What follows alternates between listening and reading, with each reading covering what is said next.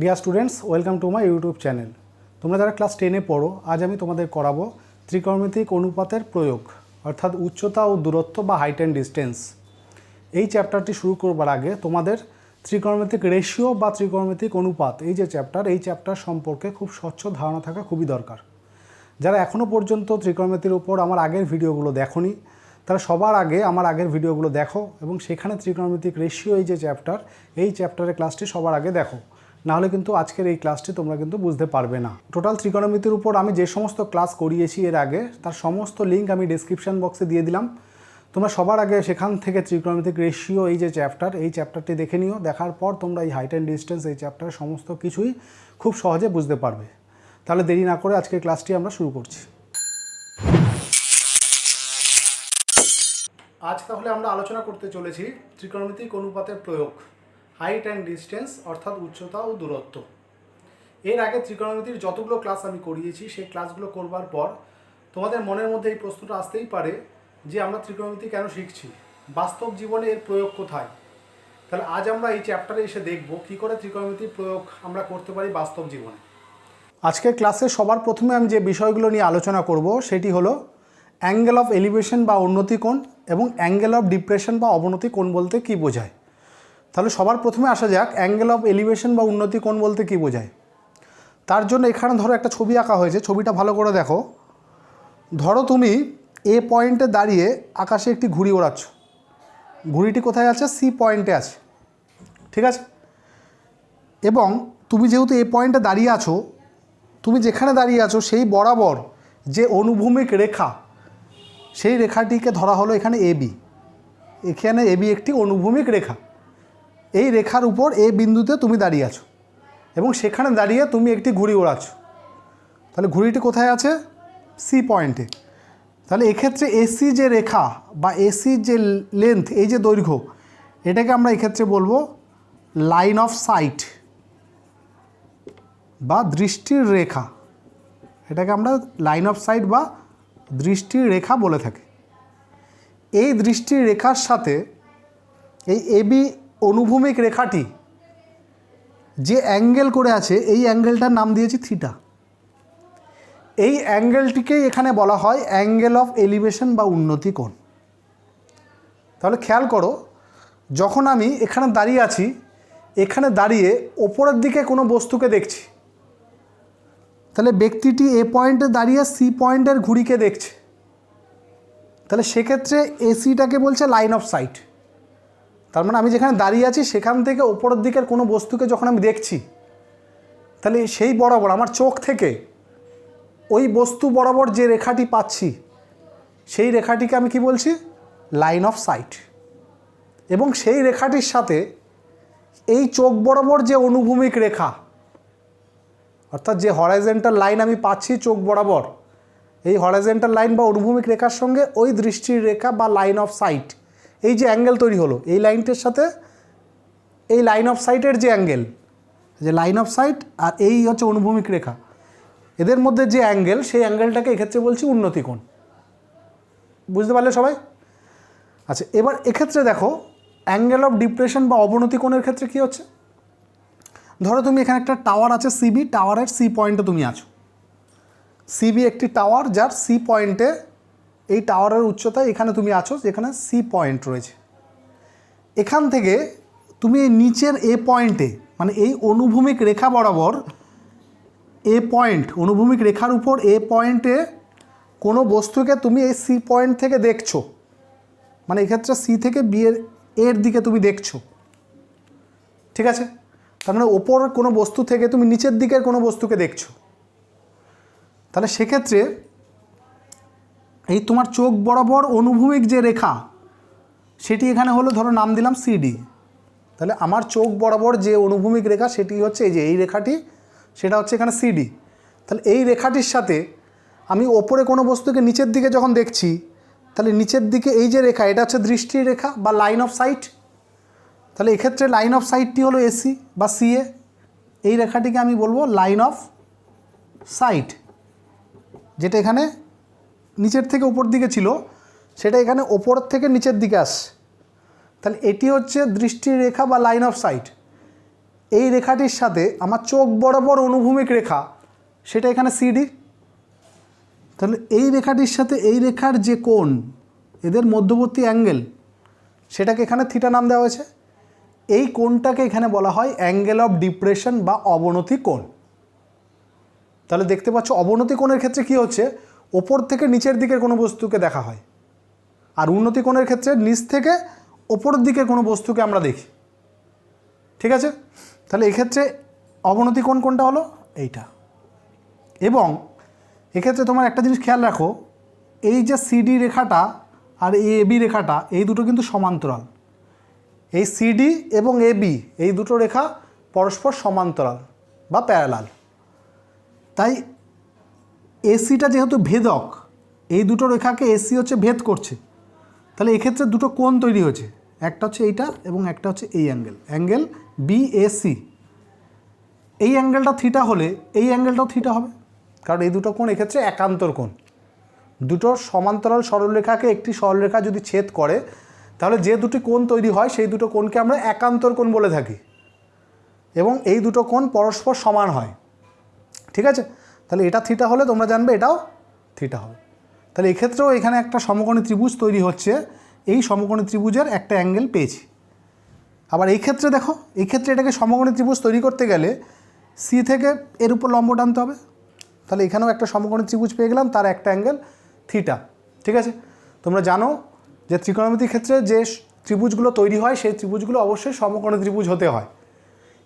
তারপরে এই সমকোণী ত্রিভুজগুলোর মধ্যে আমরা ত্রিকোণমিতিক অনুপাত যেগুলো শিখেছি, যেমন sine theta, cos theta, tan theta, sec theta, cosec theta, cot theta, এই যে 6টা ত্রিকোণমিতিক অনুপাত, এই অনুপাতগুলোর সাহায্যে এই ত্রিভুজগুলোর কোনো একটা বাহুর মাপ এবং এই দুটো সূক্ষ্মকোণের যে কোনো একটা যদি দেওয়া থাকে, তাহলে অপর যে কোনো বাহুর মাপই কিন্তু ওই ত্রিকোণমিতিক অনুপাতগুলোর সাহায্যে নির্ণয় করতে পারবো। ঠিক আছে, এবং তার সাহায্যে আমাকে যদি এখানে ধরো এর হাইটটা নির্ণয় করতে বলে, বা এই ভূমির মানটা কত হবে, বা এই অতিভুজের মানটা কত হবে, এই দৈর্ঘ্যগুলো যদি নির্ণয় করতে বলে, সেগুলো আমি খুব সহজেই নির্ণয় করতে পারবো। ঠিক আছে, তাহলে তোমরা উন্নতি কোণ এবং অবনতি কোণ ব্যাপারটা কী সেটা ক্লিয়ার হয়েছে। এবার এর বিভিন্ন প্রয়োগ, এগুলো আমরা কিভাবে অঙ্কের মাধ্যমে প্রয়োগ করব, সেইগুলো এবার এক এক করে আমি আলোচনা করছি। তাহলে তোমরা খেয়াল করো, আজকে আমরা সবার প্রথমে যে প্রবলেমটি নিয়ে আলোচনা করতে চলেছি সেটি হলো, যদি একটি নারকেল গাছের গোড়া থেকে অনুভূমিক তলে 20 মিটার দূরের একটি বিন্দুর সাপেক্ষে গাছটির অগ্রভাগের উন্নতি কোণ 60 ডিগ্রি, তবে গাছটির উচ্চতা কত হবে নির্ণয় করতে হবে। তাহলে এখানে ছবিটা দেখো, এবি একটি নারকেল গাছ, একটি নারকেল গাছের গোড়া মানে বি পয়েন্টটাকে বোঝাচ্ছে। তাহলে গোড়া থেকে অনুভূমিক তল মানে এখানে বিসি তলকে বোঝাচ্ছে, যে তলের উপর নারকেল গাছটি দাঁড়িয়ে আছে। তাহলে বিসি তলটি হলো এখানে অনুভূমিক তল। এখন গাছের গোড়া থেকে এই অনুভূমিক তলে 20 মিটার দূরে, তাহলে এই যে গোড়া থেকে 20 মিটার দূরে যে বিন্দুটা সেটা এখানে সি। তাহলে এই যে বিন্দুটা পেলাম সি, এই বিন্দুর সাপেক্ষে গাছটির অগ্রভাগ মানে এ পয়েন্ট, তাহলে এই বিন্দুটা থেকে, যে সি বিন্দুটা থেকে গাছটির অগ্রভাগ মানে এ পয়েন্টকে দেখছো কত ডিগ্রি উন্নতি কোণে, 60 ডিগ্রি। তাহলে এর আগেই আমরা বললাম, যখন আমরা নিচের কোনো পয়েন্ট থেকে ওপরের দিকে তাকিয়ে কোনো বিন্দুর দিকে যে কোণ তৈরি করি, তখন সেই কোণটাকে এখানে উন্নতি কোণ বলা হয়। নিচ থেকে যখন ওপরের দিকে কোনো অ্যাঙ্গেল তৈরি হয় সেটা হচ্ছে উন্নতি কোণ। তাহলে এখানে সি পয়েন্ট থেকে এ পয়েন্টের দিকে অনুভূমিক তলের সাথে যে কোণটি তৈরি হলো সেই কোণটি উন্নতি কোণ, এবং সেটা কত ডিগ্রি, 60 ডিগ্রি। তাহলে এখান থেকে গাছটির উচ্চতা মানে এবির মানটা এখানে নির্ণয় করতে বলেছে। তাহলে সবার প্রথমে এখানে দেখো একটা সমকোণী ত্রিভুজ গঠন হচ্ছে, সেই ত্রিভুজটি হলো ত্রিভুজ এবিসি। এই ত্রিভুজের ভূমির মাপটা তুমি জানো 20 মিটার, বার করতে হবে লম্বের মাপ, এটা মানে লম্ব। তাহলে এই যে লম্ব এবং ভূমি এই দুটোর মধ্যে ত্রিকোণমিতিক কোণ রেশিও আছে, যেখানে লম্ব এবং ভূমির অনুপাত রয়েছে, সেটা হচ্ছে ট্যান। আমরা জানি ট্যান থিটা মানে হচ্ছে লম্ব বাই ভূমি। এখানে থিটা মানে তাহলে কত হবে, থিটা হচ্ছে 60 ডিগ্রি, কারণ এই 60 ডিগ্রি রেসপেক্টে এটা হচ্ছে লম্ব, এটা হচ্ছে ভূমি। তাই লিখতে পারি ত্রিভুজ এবিসি এর ট্যান 60 ডিগ্রি ইকুয়াল টু লম্ব মানে এবি ভূমি মানে বিসি। tan 60 ডিগ্রি মান তোমরা ত্রিকোণমিতিক টেবিল থেকে পাবে √3। এবির মাপটা নির্ণয় করবে, এটা জানো না তোমরা, বিসির মাপটা ছবিতে দেখো 20। তাই সুতরাং এখান থেকে এবি ইকুয়াল টু হলো 20টা লেফট সাইডে আসলে 20√3। তাহলে এবিটাই কী ছিল? গাছের উচ্চতা। তা সুতরাং গাছটির উচ্চতা 20√3 মিটার। একবার ছবিটা যদি এঁকে ফেলতে পারো তাহলে কিন্তু অঙ্কের দিক থেকে সেরকম কোনো সমস্যা হবার কথা নয়। ছবিটাই মেন, ছবিটা কিন্তু এখানে সঠিকভাবে আঁকতে হবে, ছবি না আঁকলে কিন্তু শূন্য। এটা কিন্তু তোমাদের মাথায় রাখতে হবে। এবার আমরা এখানে আরেকটা প্রবলেম নিয়ে আলোচনা করছি। কোশ্চেনে বলা হয়েছে 60 মিটার উঁচু একটি অট্টালিকার চূড়া থেকে কোনো টাওয়ারের চূড়া ও পাদদেশের অবনতি কোণ যথাক্রমে 30 ডিগ্রি এবং 60 ডিগ্রি হলে টাওয়ারের উচ্চতা নির্ণয় করো। এই চ্যাপ্টারে অঙ্ক করতে গিয়ে তোমাদের একটা বিষয় মাথায় রাখতে হবে, এর ছবি কিন্তু মাস্ট, ছবি আঁকতেই হবে। ছবি যদি না আঁকা হয় এই চ্যাপ্টারে অঙ্কের কোনো মানে হয় না, নম্বর কিন্তু শূন্য পাবে। এমন হলো অঙ্ক ঠিক আছে কিন্তু ছবি ভুল, তাহলেও কিন্তু শূন্য পাবে। ছবি কিন্তু সঠিক করতেই হবে, সেই কারণে তোমরা প্রত্যেকে ছবির উপর জোর দেবে এবং ঠিকভাবে যদি ছবি আঁকতে পারো তাহলে অঙ্ক কিন্তু খুব ইজি। দেখো এই অঙ্কে এখানে অট্টালিকার চূড়া এবং টাওয়ারের চূড়া, অট্টালিকার চূড়া এবং টাওয়ারের চূড়া, এই দুটো চূড়ার কথা বলা হয়েছে। তাহলে আমি এখানে ছবিতে দেখো একটা অট্টালিকার চূড়া, একটা টাওয়ারের চূড়া। এখানে এবিটাকে আমি ধরেছি হচ্ছে অট্টালিকার চূড়া, যেটা 60 মিটার উঁচু বলা আছে, আর ডিসিটাকে ধরেছি টাওয়ারের চূড়া। এখন তোমরা কোশ্চেন করতেই পারো যে টাওয়ারটা অট্টালিকার থেকে হাইটে ছোট কেন হচ্ছে? এটা বড়ও তো হতে পারে, হতেই পারতো, কিন্তু এইখানে তোমরা খেয়াল করো এখানে যে কোণটার কথা বলা হয়েছে সেটা হচ্ছে অবনতি কোণ। আমরা বলেছি যে অবনতি কোণ সাধারণত কী হয়, উপর থেকে নিচের দিকে দেখা হয়। যখন উপর থেকে নিচের দিকের কোনো অ্যাঙ্গেল আমি দেখব তখন সেক্ষেত্রে কিন্তু অবনতি কোণ তৈরি হয়। তাহলে 60 মিটার উঁচু একটি অট্টালিকার চূড়া থেকে আমি দেখছি, তাহলে আমি আছি হচ্ছে এই অট্টালিকার চূড়াতে, সেখান থেকে টাওয়ারকে আমি অবনতি কোণে দেখছি। তাহলে যেহেতু আমি অবনতি কোণে দেখছি এখান থেকে, তার মানে আমি এখান থেকে নিচের দিকে দেখছি। তাহলে অবনতি কোণে আমি টাওয়ারের চূড়াকে দেখতে পাচ্ছি, তাহলে ওপর থেকে নিচের দিকে অবনতি কোণ হয়, সেই ক্ষেত্রে টাওয়ারের চূড়াটা এই হাইটের থেকে নিচু হবে। সেই কারণে আমরা অট্টালিকার চূড়াটাকে বড় এঁকেছি, টাওয়ারটাকে নিচে ছোট এঁকেছি। বোঝা গেছে? তোমরা এই জায়গাটা বুঝতে পেরেছো? আচ্ছা, এবার কি বলা হয়েছে যে এই অট্টালিকার চূড়া থেকে এই টাওয়ারের যে চূড়া তার অবনতি কোণ কত? 30 ডিগ্রি। তাহলে আমি এখান থেকে এই চূড়াটাকে কত ডিগ্রি অ্যাঙ্গেলে দেখতে পাচ্ছি? 30 ডিগ্রি। তাহলে উপর থেকে এই নিচে চূড়াটাকে দেখছি কোন অ্যাঙ্গেলে? 30 ডিগ্রি। সেই 30 ডিগ্রিটা কার সাথে হবে? এই হচ্ছে লাইন অফ সাইট, দৃষ্টির রেখা, আর এই হচ্ছে আমার চোখের সাথে অনুভূমিক রেখাটি। তাহলে এই অনুভূমিক রেখার সাথে এই যে অ্যাঙ্গেল, এটা হবে 30 ডিগ্রি।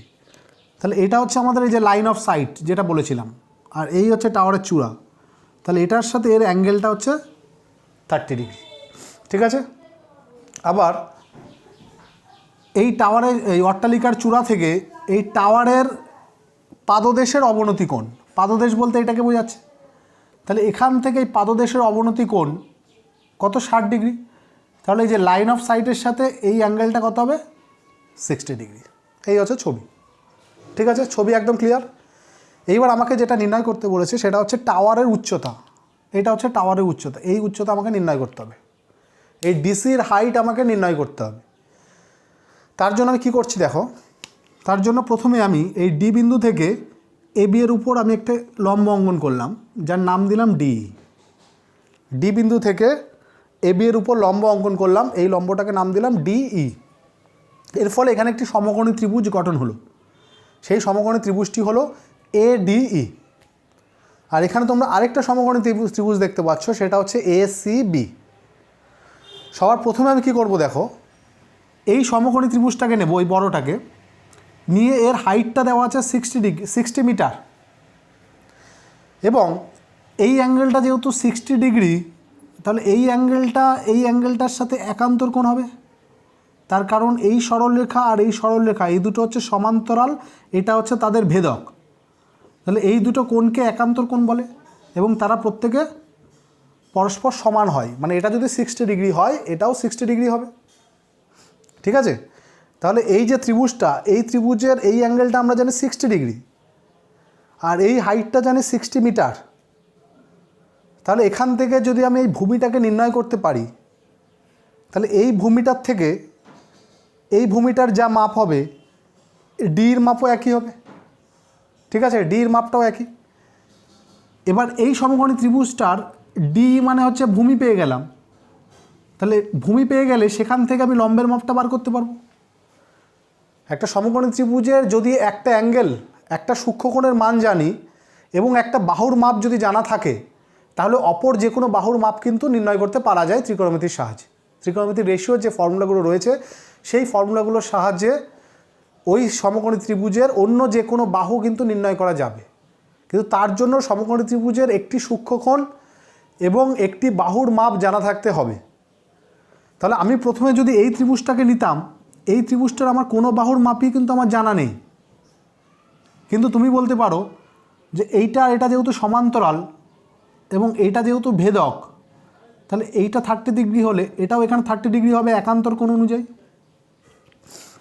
তাহলে এই ত্রিভুজটার একটা কোণ জানছি, কোণের মান জানি 30 ডিগ্রি, একটা সূক্ষ্মকোণ 30 ডিগ্রি, কিন্তু কোনো বাহুর মাপ জানা নেই। তাই সবার প্রথমে আমি কিন্তু এই ত্রিভুজটাকে নিলে আমি কিছুই করতে পারবো না। কিন্তু এই ত্রিভুজটার ক্ষেত্রে একটা সূক্ষ্মকোণ জানি এবং একটা বাহুর মাপ জানি, তাহলে এই ত্রিভুজটাকে সেই কারণে সবার প্রথমে আমি নেব, নিয়ে এখান থেকে ভূমির মাপটা আমি বার করব। তুমি চাইলে অতিভুজও বার করতে পারো, কিন্তু অতিভুজটা কোনো কাজে লাগবে না। সেই কারণে আমি অতিভুজ না করে ভূমির মাপটা এখান থেকে বার করলে এই ভূমিটা যা, এই মাপটাও তাই হবে। তাহলে সঙ্গে সঙ্গে এই সমকোণী ত্রিভুজের আমি একটা বাহুর মাপ জেনে গেলাম। এই যে সমকোণী ত্রিভুজ, তার একটি বাহুর মাপ কিন্তু আমি পেয়ে গেলাম। তাহলে এই বাহুর মাপ যা হবে, এখান থেকে ত্রিকোণমিতিক রেশিওর ফর্মুলাগুলোকে ব্যবহার করে এই লম্ব মানে এই হাইটটা আমি নির্ণয় করতে পারবো। তাহলে এই হাইট যদি নির্ণয় করে ফেলি, এবার দেখো তুমি এই টোটাল হাইটটা যেন 60 মিটার, তার থেকে এই হাইটটা যদি নির্ণয় করতে পারো, তাহলে 60 থেকে এই হাইটটাকে বাদ দিয়ে দিলে তুমি এই হাইটটা পেয়ে যাবে। টোটালটা 60, তার থেকে এই মাপটা বাদ দিয়ে দিলে বাকি এই ইবি মানে এই হাইটটা আমি পেয়ে গেলাম। এবার ইবির মাপ যা হবে ডিসির মাপও তাই। তাহলে ডিসিটাই হচ্ছে টাওয়ারের উচ্চতা। তাহলে এইভাবে আমরা এই অঙ্কে এই টাওয়ারের উচ্চতা নির্ণয় করব। ঠিক আছে, তাহলে সবার প্রথমে আমি কোন ত্রিভুজটাকে নিচ্ছি? ত্রিভুজ এসিবি থেকে। দেখো এই ত্রিভুজটার ক্ষেত্রে তুমি এই কোণটা জানো 60, আর এই হাইটটা জানো হচ্ছে 60, এই টোটাল হাইটটা হচ্ছে 60। তাহলে এই হাইটটা হচ্ছে এই কোণের সাপেক্ষে লম্ব। তাহলে লম্বের মাপ জানি, ভূমির মাপটা নির্ণয় করব। লম্ব আর ভূমির মধ্যে সম্পর্ক থাকে ট্যানের, ট্যান থিটা মানে লম্ব বাই ভূমি। ঠিক আছে, এখানে থিটার জায়গায় আছে 60 ডিগ্রি, তাই লিখতে পারি ট্যান 60 ডিগ্রি ইকুয়াল টু লম্ব মানে হচ্ছে এবি আর ভূমি মানে হচ্ছে বিসি। এবার এবি মানে দেওয়া আছে 60 মিটার আর বিসির মাপটা আমি নির্ণয় করব। আর ট্যান 60 এটা তোমরা ত্রিকোণমিতিক টেবিল থেকে এই ভ্যালুটা পেয়ে যাবে। ট্যান 60-র মান হয় √3।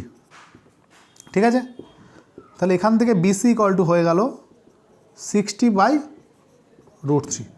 বিসি ইকুয়াল টু হয়ে গেল 60/√3। ঠিক আছে, তাহলে বিসি পেয়ে গেলাম। তাহলে বিসি যা হবে ডিও তাই হবে। তাহলে সুতরাং আমি বলতে পারি ডিই এই মাপটা হবে 60/√3। তাহলে ডিই পেয়ে গেলে এবার আমি এই ত্রিভুজটাকে নিচ্ছি। কোন ত্রিভুজটা? সমকোণী ত্রিভুজ এডিই। খেয়াল রাখতে হবে ত্রিভুজগুলো যাতে সমকোণী হয়। সমকোণী ত্রিভুজের উপরেই কিন্তু এই ত্রিকোণমিতিক রেশিওগুলো তুমি অ্যাপ্লাই করতে পারবে। তাহলে এবার আমি ত্রিভুজ এডিই নিচ্ছি। এডি ত্রিভুজের ডির মাপটা জানি, ডি মানে হচ্ছে ভূমি। এই 30 ডিগ্রি অ্যাঙ্গেলের রেসপেক্টে এটা হচ্ছে ভূমি। তাহলে ভূমি জানি, লম্ব নির্ণয় করব। তাহলে এখানেও আবার লম্ব বাই ভূমির রেশিও, সেটা মানে ট্যান।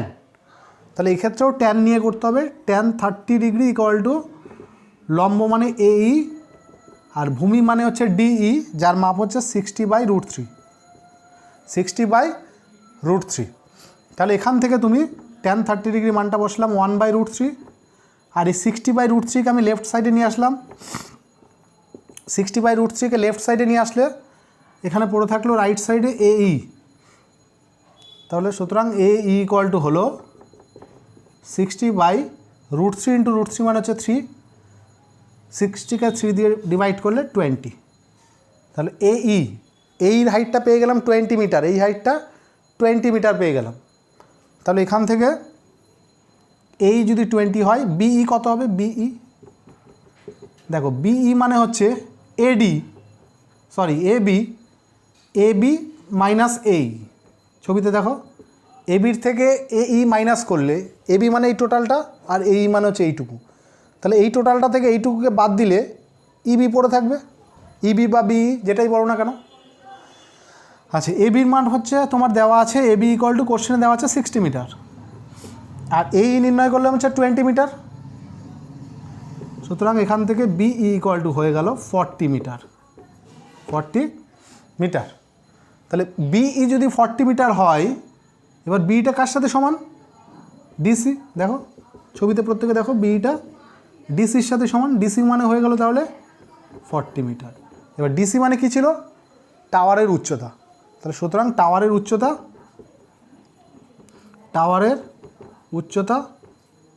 40 মিটার। এইভাবে আমরা টাওয়ারের উচ্চতা নির্ণয় করলাম। তাহলে দেখতেই পাচ্ছ, যদি ছবিটা ঠিকভাবে আঁকতে পারো, তারপর তুমি সমকোণী ত্রিভুজ গঠন করবার জন্য এখানে আমি লম্ব টেনেছিলাম, তারপর সমকোণী ত্রিভুজের যে রেশিও, ত্রিকোণমিতিক রেশিও, ট্যান থিটার যে ফর্মুলা, সেই ফর্মুলাগুলো দিয়ে আমি এখান থেকে যেটা নির্ণয় করতে বলেছে টাওয়ারের উচ্চতা, সেটা খুব সহজে পেয়ে গেছি। ঠিক আছে, এইভাবে তোমরা এই চ্যাপ্টার অঙ্কগুলোকে প্র্যাকটিস করবে। ঠিক আছে, প্রয়োজনে আমি এর পরে আরেকটা ক্লাসে আরও কিছু অঙ্ক নিয়ে আলোচনা করব।